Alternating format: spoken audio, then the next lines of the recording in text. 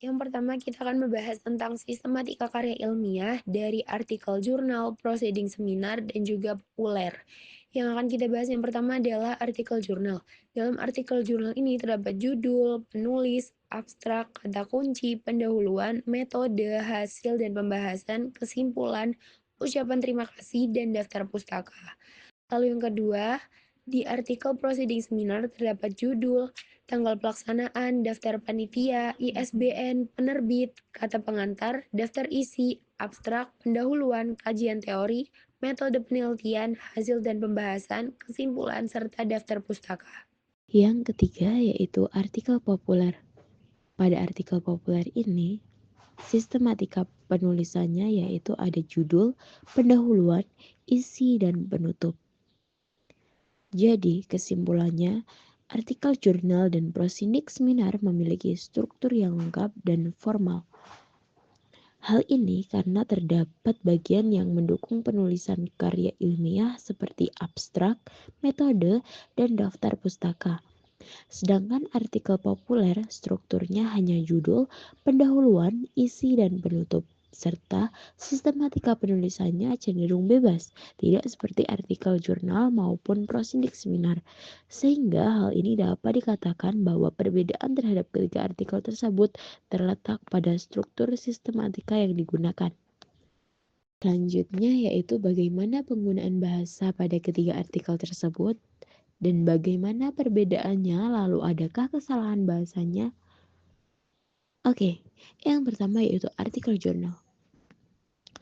Pada artikel jurnal tersebut menggunakan bahasa formal sesuai dengan standar penulisan jurnal akademik.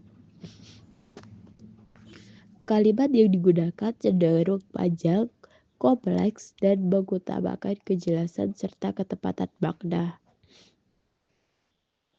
Beberapa istilah seperti implementasi, fleksibilitas, pembelajaran, pendekatan kualitatif, dan analisis tematik digunakan secara konsisten untuk menjaga objektivitas dan kredibilitas tulisan. Penulisan kata asing pada jurnal ini masih belum sesuai dengan aturan yang berlaku, sehingga ini adalah salah satu kesalahan dalam penulisan jurnal tersebut. Semua kata asing yang terdapat pada jurnal ini masih ditulis dengan biasa saja, dan seharusnya itu dicetak miring.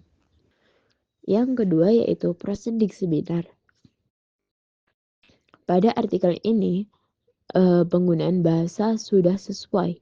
Gaya bahasa yang digunakan merupakan bahasa Indonesia formal akademik dengan kalimat umum yang panjang diikuti dengan banyak anak kalimat. Pada bagian artikel penggunaan EYD-nya sudah benar.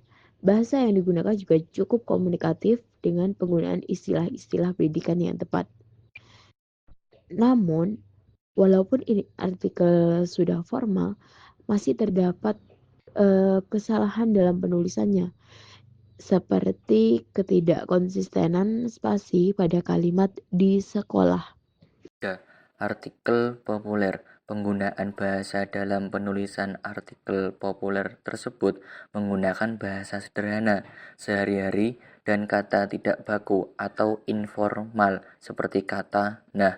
Dalam penulisan artikel ini terdapat kesalahan saat menulis kata sengat. Seharusnya ditulis sangat agar sesuai dengan penulisan dalam KPBI.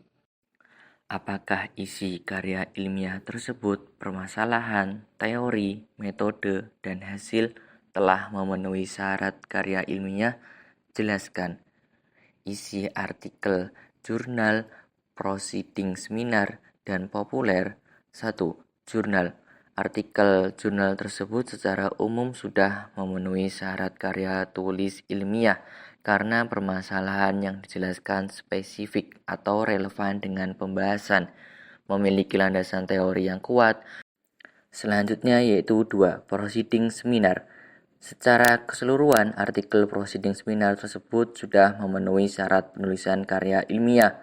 Hal ini karena penulisan dalam artikel ini sudah mengikuti standar akademik. Selain itu, bagian-bagian penting seperti abstrak, metode, dan permasalahan juga dijelaskan secara jelas dan spesifik dengan disertai referensi atau daftar pustaka.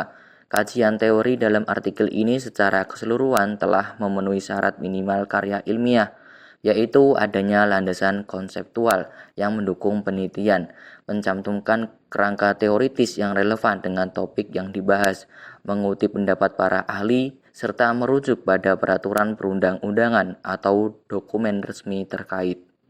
Yang terakhir, kita akan membahas tentang penggunaan bahasa pada artikel populer. Berdasarkan artikel populer yang telah dianalisis, dinilai tidak memenuhi syarat penulisan karena permasalahan disajikan secara umum atau tidak spesifik.